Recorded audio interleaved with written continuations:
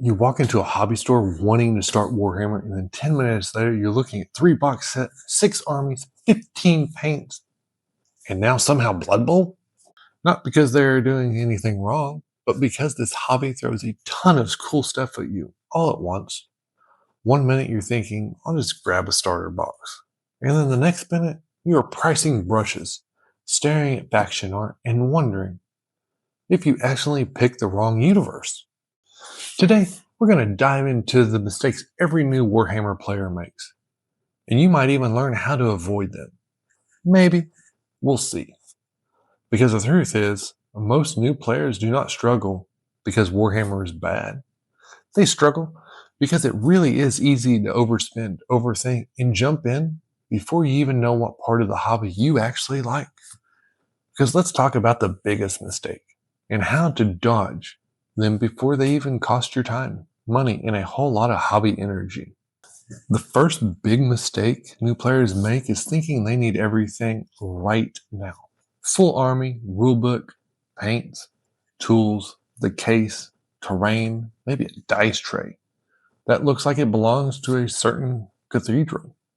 It adds up fast.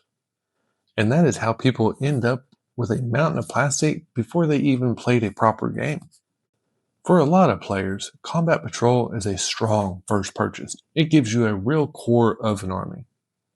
It is easy to manage, and it does not feel like you just committed your entire paycheck to the Emperor. It is a much easier place to begin than trying to build a full 2,000 point force when you don't even know if you really enjoy that faction. Starter sets are another solid option, especially if you are brand new. You usually get miniatures, dice, rules, tokens, and sometimes a little terrain, which makes it feel like a actual good entry point instead of a scavenger hunt. The only catch is, if you do not care about both armies in the box, it might not be the value play it first looks like. That is why splitting a starter set with a friend can be such a good move. You get the side you actually want, your buddy gets the other half, and suddenly the box makes a lot more sense. A lot of beginners skip that though, and just buy the biggest box because it looks like the smartest deal. But the best deal is not always the best start. Because here's the thing, buying more does not guarantee you will have more fun. Sometimes it means you now have more sprues to clip, more mold lines to scrape, and more guilt staring at you from the shelf. This is the mistake that catches a lot of people off guard. They think they're choosing an army, but they really should be choosing the game first. A lot of beginners hear Warhammer and immediately think 40k, so they grab Space Marines, maybe the Ultramarines because they are so iconic. They are everywhere, and let's be honest, the big boys in blue are hard to miss.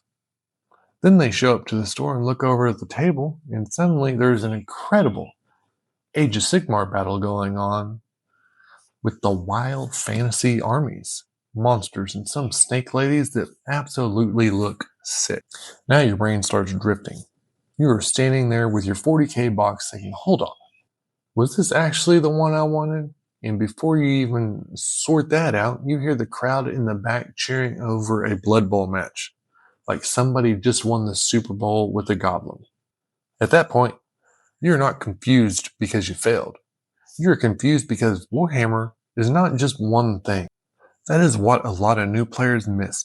Games Workshop has more than one setting, more than one rule set, and more than one style of game.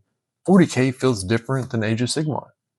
Kill Team's different because it's a smaller scrimmage battle. Blood Bowl is its own brand of glorious nonsense. Even inside the Warhammer umbrella, the experience changes a lot depending on what area you pick. So before you lock yourself into a faction, ask a better question. Do I want grimdark sci-fi? Do I want fantasy warfare? Do I want a scrimmage-sized game with fewer models? Do I want a full army on the table, or do I want something faster and easier to collect? The question will save you way more trouble than picking a faction based on only what looked coolest in the YouTube thumbnail. Now, yes, models matter. The really cool absolutely matters here. But if you love the miniatures and do not enjoy the actual game they belong to, that feeling catches up really fast. Now we got mistake number 3, getting lost in the paint and tool rabbit hole. So you bought the box, great. Now comes the trap. You sit down to build and paint your army, and suddenly it feels like you need to get a degree in hobby supplies before you even paint one shoulder pad. Citadel paint, army painter, which brush set, which wash, which metallics are best. What white paint will not feel like it's a personal grudge, because white is definitely a harder paint to throw down. And this is where a lot of new players stall out. Not because painting is impossible, but because the internet makes it feel like you need the perfect setup before you even start painting. You do not need the perfect paint collection. You need enough paint to get your miniatures looking okay and tabletop ready, or battle ready, as they call it. Your first squad does not need to look like it belongs to the Golden Demon. It needs to get built, get painted, and teach you what you actually enjoy doing.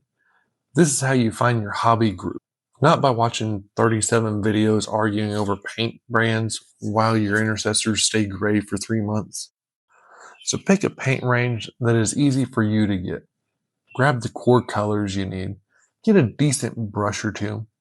You can always refine your hobby setup later. The important part early is the momentum to keep the paint flowing.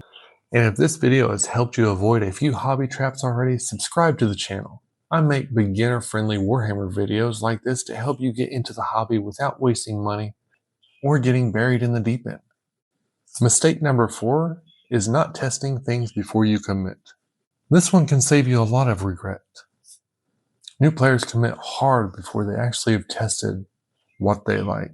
Maybe you bought a faction because the lore was cool. Maybe the box art got you.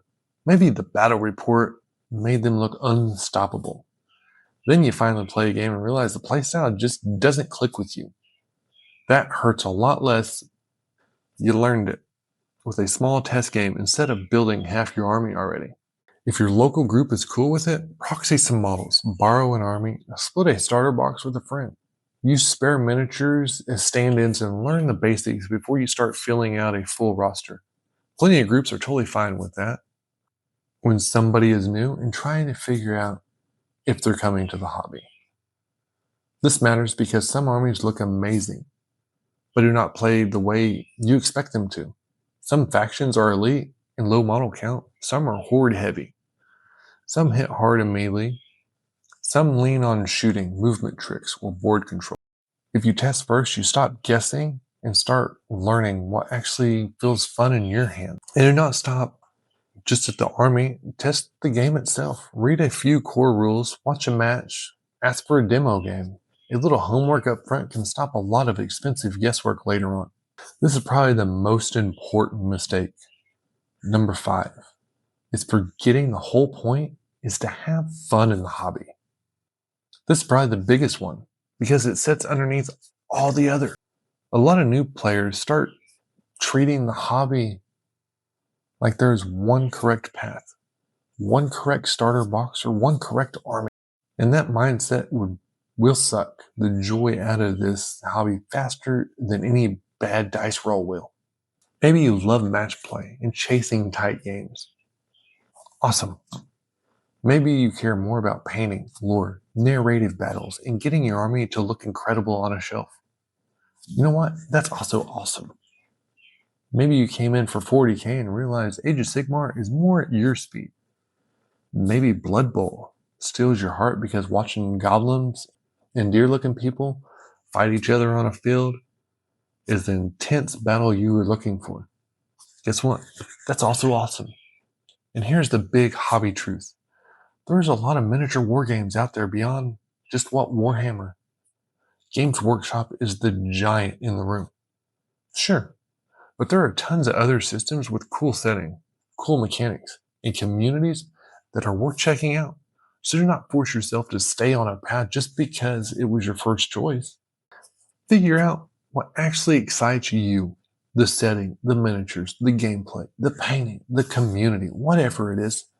Follow that part because that is usually where your real hobby home is. So, if we boil this whole thing down, the 5 big mistakes are pretty simple. Do not buy too much too fast. Do not pick an army before you know which game you actually want to play. Do not get trapped into the hobby gear overload. Test things before you commit hard. And do not forget this hobby is supposed to be fun. If you are new to Warhammer and feeling overwhelmed, that is normal. Most people do not walk into this hobby with a total clarity and a perfect plan. They walk in, get pulled 6 different directions, and slowly figure out what they actually enjoy. That is the good part too. You do not need to have the whole hobby solved on day one. You just need a good starting point, a little patience, and a willingness to learn as you go. If you want more beginner-friendly Warhammer videos, faction guides, and hobby advice that helps you avoid expensive mistakes, subscribe to the channel. And if you are still trying to figure out your next step, check out my video on what you actually need to start Warhammer 40K, because that one will help you sort out what is worth buying early and what can wait later. Good luck on the miniature journey. May your dice roll hot and your brushes never get crusty.